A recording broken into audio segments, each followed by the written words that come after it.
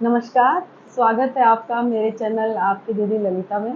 तो आज मैं आपको बताऊंगी कि सावन जो महीना है, ये भगवान भोलेनाथ को क्यों इतना प्रिय है।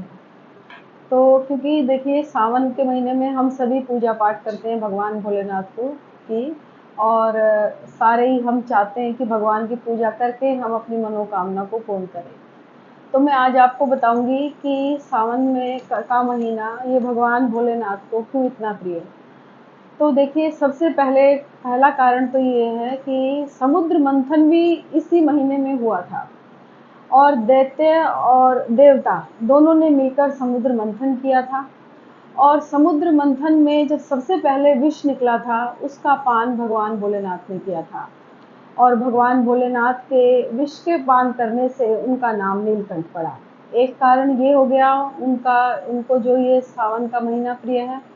दूसरा, जब माता सती हुई थी अपने पहले जन्म में, उनका नाम ही सती था। दक्ष ने यज्ञ किया था और तब वो सती हो गई थी। तो उसके दूसरे जब उनका दूसरा जन्म हुआ तो वो माता पार्वती के रूप में उनका जन्म हुआ। तो उन्होंने इतना कठोर तप किया था क्योंकि उन्हें याद था कि वो पहले भी भगवान भोलेनाथ की ही अर्धांगिनी रह चुकी थी। तो दूसरे जन्म में भी उन्हें पूरा याद था कि मैं भगवान भोलेनाथ की ही पत्नी बनूं, ये उन्हें अपने पहले जन्म से याद था।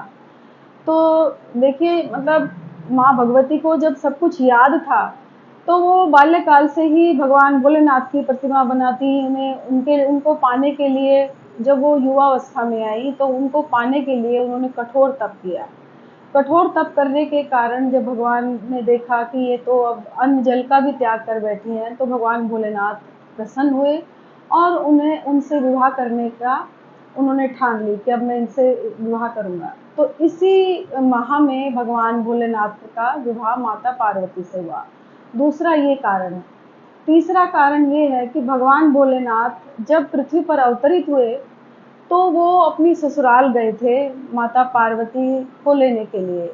तो जब वो अपने ससुराल गए तो माता मैना ने बड़े खुश होकर अपने दामाद श्री भोलेनाथ का स्वागत किया था, अर्घ्य दिया और उनका जल से अभिषेक किया। तो ये कारण भी है उन्हें ये जो सावन का महीना अति प्रिय है।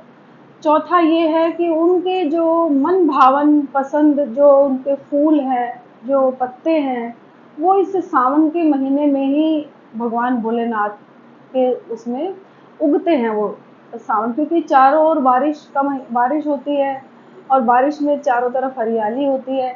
तो हरियाली की वजह से जो उनके मन भावन फूल हैं वो इसी महीने में उग जाते हैं और बाबा पर चढ़ाए जाते हैं। तो चौथा कारण ये हो गया। और भगवान भोलेनाथ का पांचवा कारण ये है कि भगवान भोलेनाथ को ये जो सावन का महीना है, चारों तरफ हरियाली, जल उनको बहुत ही प्रिय है। तो जल की वृष्टि जो होती है उनके शीश पर, उन्हें उनसे उनको बहुत ही शीतलता प्रदान होती है। तो इसलिए ये सावन का महीना भगवान भोलेनाथ को अति प्रिय है। तो आज हमने जाना कि सावन का जो महीना है भगवान भोलेनाथ को ये इतना प्रिय क्यों है।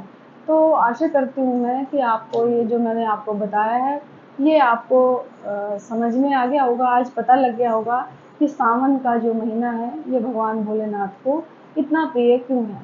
ये इतना ही, कल मिलती हूँ आपके एक नए सोच के साथ, नए विषय के साथ। तो यदि आपने मेरे चैनल को सब्सक्राइब नहीं किया है तो प्लीज़ मेरे चैनल को सब्सक्राइब कीजिए, लाइक कीजिए, शेयर कीजिए। तो आज के लिए नमस्कार, जय माता की, हर हर महादेव।